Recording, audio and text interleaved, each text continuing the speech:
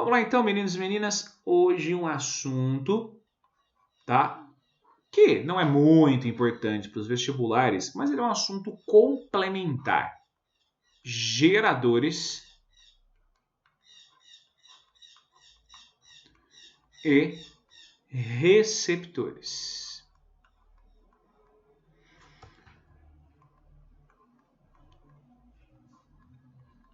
Bom, vamos primeiramente entender o que são geradores e o que são receptores.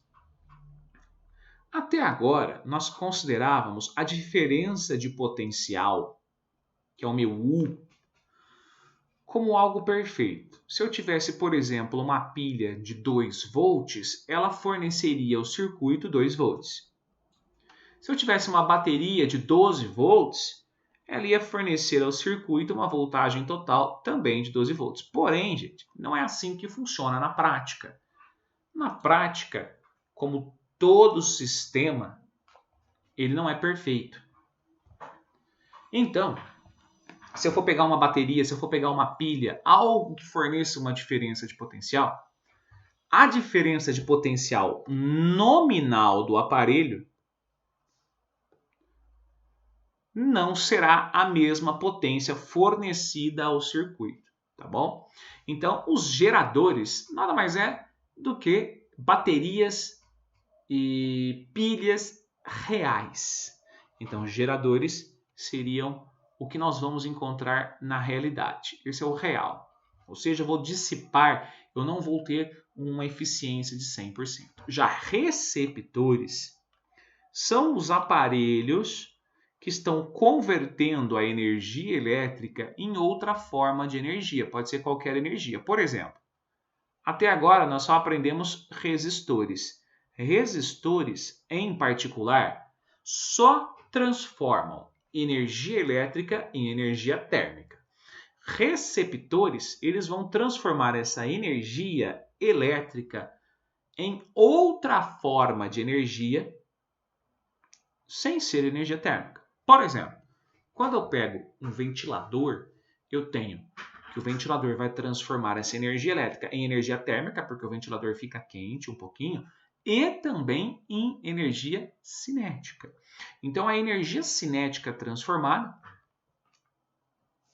vai ser vai proporcionar classificá-lo como um receptor, tá bom? Então, quando a gente pega uma TV, a TV ela transforma a energia elétrica em energia térmica, mas também luminosa e sonora. Então, a energia luminosa e a energia sonora o classificam a TV, por exemplo, como também um receptor, tá? Então, vamos lá. Vamos pensar no caso mais simples, no caso que eu tenho apenas um gerador e um receptor. O que é um gerador? É uma pilha real. Então, toda pilha tem um polo positivo, toda pilha tem um polo negativo, porém, na vida real, eu vou ter uma resistência, e essa resistência é chamada de resistência interna, que eu vou chamar de R.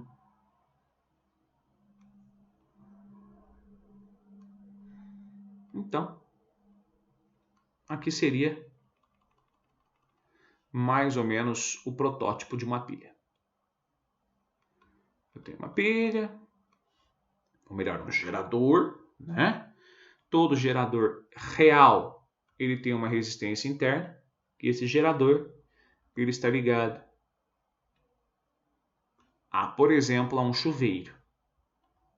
Que chuveiro é classificado como um resistor, ou seja, converte toda a energia elétrica em energia térmica. Então, consideremos aqui vou mudar a cor. Consideremos aqui um gerador. Um gerador, ele tem um valor nominal de voltagem. Esse valor nominal é o que nós chamamos aqui de força eletromotriz, que vai ser o meu epsilon. Epsilon é minha força eletromotriz. Ela nada mais é do que o valor nominal da sua voltagem. Eu vou colocar exemplos numéricos aqui para ficar mais fácil a compreensão. Vamos imaginar que eu tenha uma força eletromotriz, uma pilha AA, ela tem 1,5 volts. Então, a força eletromotriz dela é de 1,5 volt. O que acontece? Ela esquenta, ela não é perfeita. Então, por que ela esquenta? Porque ela tem uma resistência interna. Esta resistência interna faz com que ela perca um pouco de energia. Por exemplo, ela pode perder 0,2 volts. Moral da história? Quantos volts estão saindo para o circuito? Quantos volts chega para a resistência total ou para a resistência local? Chega uma voltagem, chega uma diferença de potencial, nesse caso, de 1,3 volts. Por que 1,3 volts? Porque ele perdeu parcela dessa diferença de potencial ao vencer a sua resistência interna. Mas veja bem, eu consigo calcular essa resistência interna melhor? Como que eu consigo calcular esse valor de 0,2 volts na resistência interna? Simples. É só usar a primeira lei de Ohm, R vezes I. No caso, é R de resistência interna. R vezes I, nesse caso, vale 0,2 volts, onde o meu R é chamado de resistência interna. Bom, se na natureza nada se perde nem se cria, tudo se transforma, eu posso equacionar, né? Conservando a energia elétrica, essas três grandezas. Equacionando essas três grandezas, nós podemos chegar na seguinte relação, que o meu epsilon, ou seja, a minha força eletromotriz, é igual à minha diferença de potencial no circuito, menos o R vezes I, ou seja, menos a DDP perdida na resistência interna. Mais. Ou, isolando o valor de U, que é a diferença de potencial fornecida pela pilha para o circuito, é igual a epsilon, só uma álgebra simples, tá, gente? Menos R vezes I. Eu isolei o valor de U. Geralmente, nas bibliografias, é esta equação que você conhece como equação do gerador. E se eu tenho uma equação, pensando em termos matemáticos, nós temos também o quê? Uma análise gráfica. Então, veja bem, vem comigo. Ó. Eu posso analisar graficamente. Se eu tiver um gráfico de voltagem por corrente, a característica de ser um gráfico do gerador é um gráfico do primeiro grau, a gente pode ver que é uma equação do primeiro grau, onde o I, que seria o meu X, proporciona uma reta decrescente. Onde o R é o meu coeficiente angular e o meu epsilon é o meu coeficiente linear, tá? Então vamos lá. Aqui é o ângulo θ. Então, matematicamente, nós sabemos que tangente de θ dá o coeficiente linear da reta, que vai ser o meu R, em módulo. Tá? E esse ponto aqui ó, é para quando para quando U igual a zero. O U igual a zero significa que não tem resistência no circuito. Aqui minha resistência do circuito é a resistência errônea.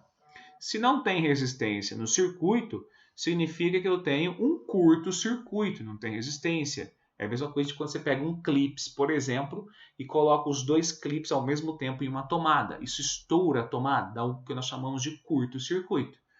De novo, um curto-circuito é quando a minha resistência do circuito é zero, quando o meu Rão vale zero. Se o meu Rão vale zero, o meu U vale zero, então vai ser esse ponto graficamente, que também é conhecido como I de curto-circuito. Tá?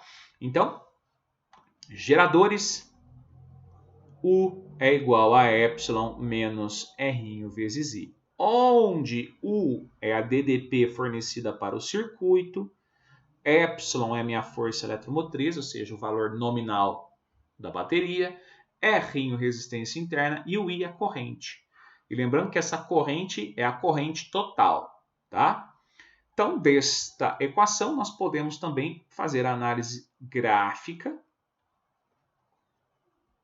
E a partir desta análise gráfica, nós temos esta função. E esta função, do ponto de vista matemático, resulta para a gente que o meu coeficiente linear é a minha força eletromotriz. A minha corrente de curto-circuito se dá quando o meu R, vou até colocar aqui para vocês esquecerem, ó, a corrente de curto-circuito é quando o meu R igual a zero. R é do circuito. E a consequência de o R ser zero significa também que meu U é igual a zero. U igual a zero vai dar o valor de corrente de curto-circuito. Vai ter uma corrente bem alta, por sinal. Tá bom? E a inclinação dessa reta é meu coeficiente angular, determinado pelo R, que é a resistência interna da bateria. A grosso modo, quando eu falo de geradores, é isso que eu tenho que lembrar. Tá? E receptores? Receptores é o seguinte, receptores eu vou trocar essa resistência. Lembrando que resistência é um aparelho que transforma a energia elétrica em energia térmica por um aparelho que vai transformar a energia elétrica em qualquer outra forma de energia. Então, um receptor é um aparelho que converte essa energia elétrica em energia de qualquer outra forma. Tá? Então, eu tenho que trocar a resistência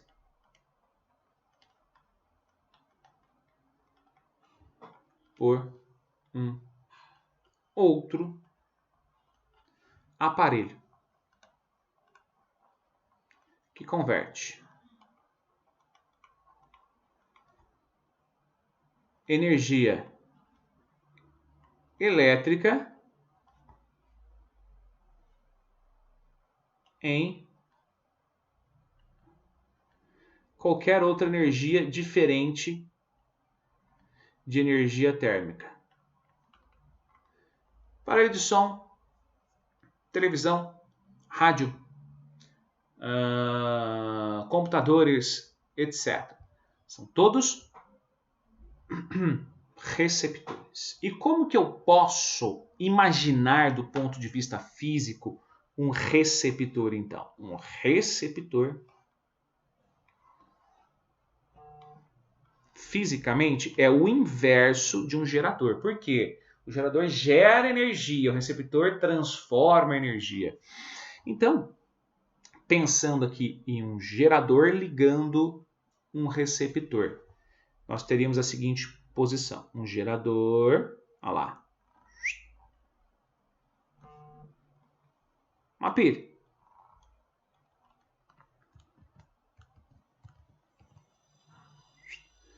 Polo negativo, polo positivo, resistência interna.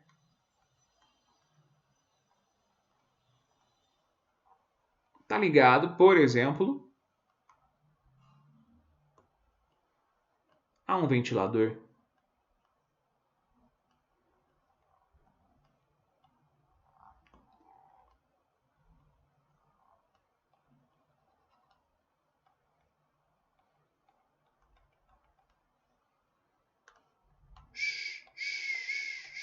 Opa, maravilha!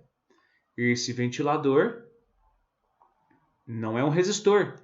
Eu classifico como um receptor. Em termos de DDP, que está diretamente associado à energia, a gente tem o seguinte. Vamos supor que eu tenha lá 127 volts. Tá ligado na tensão 110.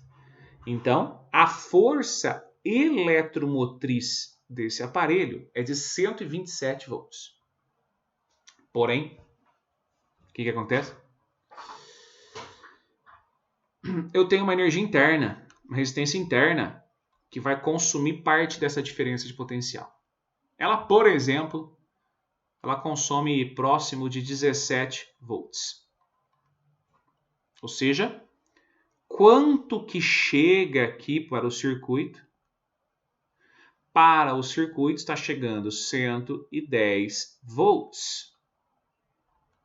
Mas O ventilador, ele não usa os 110 volts. Ele usa, por exemplo, 100 volts.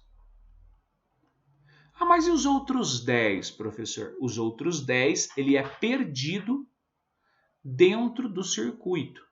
Por quê? Porque dentro aqui do circuito eu também tenho uma resistência interna que eu vou chamar de R'. Então, esquematizando, tá? Esquematizando esse receptor, eu poderia imaginá-lo como se fosse o inverso de um gerador. Olha só, nós sabemos que um gerador, por definição, a corrente sai do polo positivo em direção ao polo negativo. Essa seria a corrente elétrica. O receptor, ele é o processo contrário do gerador. Então, a gente vai classificar, a gente vai representar o resistor aqui, ó, como se fosse o inverso de um gerador. Um receptor tem resistência interna, mas vou chamar ele de R', para diferenciar do gerador. E um receptor tem força eletromotriz, mas ela é contrária. Então, eu vou chamar ela de força contra-eletromotriz. E ao invés da corrente sair do polo positivo, ela sai num gerador. E um receptor, ela chega, porque ela está transformando, tem sentido oposto. Então, essa seria a representação de um receptor. Então, pensando no exemplo que eu coloquei aqui para vocês, como que eu posso equacionar o receptor? Equacionando o receptor é simples. Qual a energia, qual DDP? Eu falo em termos de energia para ficar mais fácil para vocês entenderem, tá? O que está chegando? Está chegando o valor de U. Está chegando 110. Mas eu estou usando apenas 100. Ó, é o meu epsilon'. Está chegando 110. Estou usando 100. E esses 10 volts? Esses 10 volts foram consumidos no R', porque por mais perfeito que seja um aparelho, sempre vai ter resistência interna. Então é mais R' vezes I. Observem que as equações são bem parecidas. Na equação do gerador eu tenho menos RI. Aqui é mais RI. Essa é conhecida como equação do receptor. E esta aqui em cima é a equação do gerador. Olha só a diferença. Então, para ficar mais claro, eu chamo de epsilon' e de R'. Força contra eletromotriz, porque tudo é o contrário, tá bom? E R' também por ser ao contrário, mas é uma resistência interna. Tudo bem? Então, se tem equação para o gerador, com certeza também teremos equação para o receptor. Mas qual é a diferença fundamental entre os dois? É que no receptor eu vou ter uma equação do primeiro grau, beleza, mas essa equação do primeiro grau, ela é uma equação do crescente.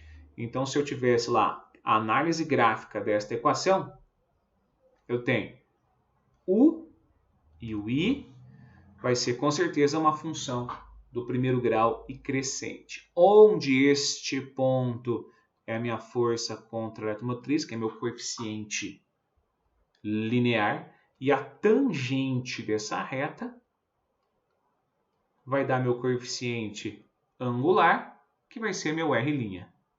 Então, fica a dica aí. Ah, professor, e se eu encontrar geradores e receptores dentro de um circuito para fazer análise? Você pode resolver normalmente, considerando o R e o R' como se fossem resistências extras no circuito. Ou você pode resolver o exercício pensando em leis de Kirchhoff, que você pode encontrar todas essas aulas no Que Física. Tudo bem? A grosso modo, quando eu falo de geradores e receptores, é essa realidade, é essa visão geral que você tem que ter sobre o assunto.